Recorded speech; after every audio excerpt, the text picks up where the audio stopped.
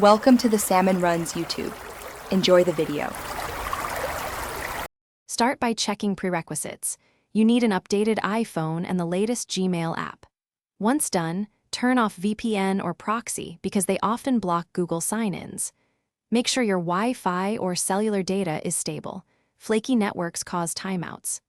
Next, verify you remember your Google password and have your two-factor method ready: phone, authenticator, or backup codes. Begin the first actionable step.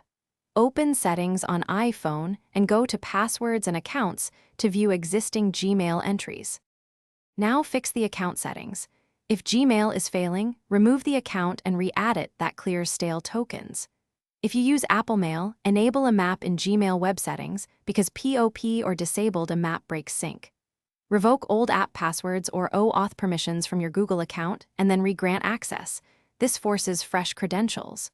Once re-added, check sync frequency and label sync options, since excessive folders can stall initial sync. Make sure background app refresh is enabled for Gmail.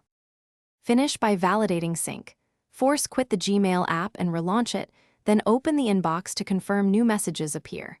If issues persist, restart the iPhone to clear network stacks and authentication caches. Make sure date and time are set to automatic. Incorrect time can invalidate OAuth tokens and block sign-in. If you still see errors, use Google's Account Recovery or check account activity for blocked sign-ins. One key troubleshooting tip: temporarily disable cellular data and test on stable Wi-Fi to isolate network problems. Thanks for watching. Consider subscribing if we helped you.